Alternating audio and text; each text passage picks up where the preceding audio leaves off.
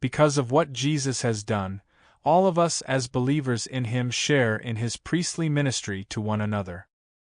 We can pray for each other, serve each other, offer our lives in sacrificial, loving ways to help each other in difficult times, and stand for each other in times of injustice.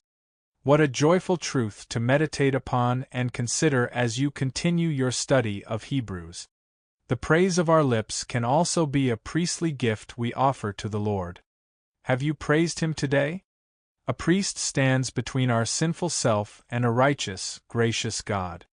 Under the Old Testament law, a priest would have been a designated individual from the tribe of Levi, set apart by God to mediate between the sins of God's people and God's righteous requirements.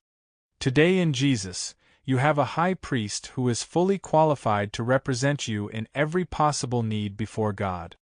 And because Jesus walked on earth as a human, experienced the press and pressure of humanity and the most intense of all human temptations without sinning, He represents you before God with genuine empathy, understanding, compassion, and grace. There is not a hint of judgment in His mind or heart toward you as He brings your need to God.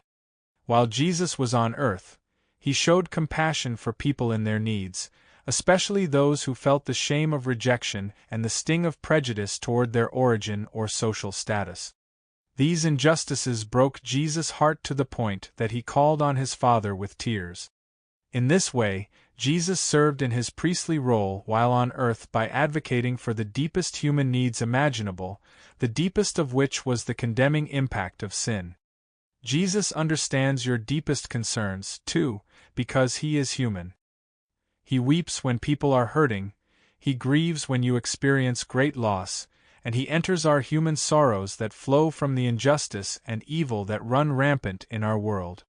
Thankfully, Jesus in His earthly ministry was not shielded from the intensity of human heartache and pain. But rather those things became part of what made Him so qualified to be our high priest forever. In fact, His enduring of such intense human struggle, ultimately even death, guaranteed our salvation. God longs for you to know Him and His Son, deeply and with a level of commitment that continues to grow. He invites you to learn the foundation truths, then to move past those fundamentals and go deeper. That's God's desire for you once you come to know Him through Jesus.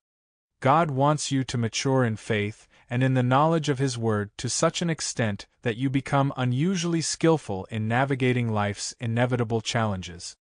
Are you up for that? If so, you will become fully equipped to do His will and live your own life of obedience and trust in Jesus with confidence, come what may.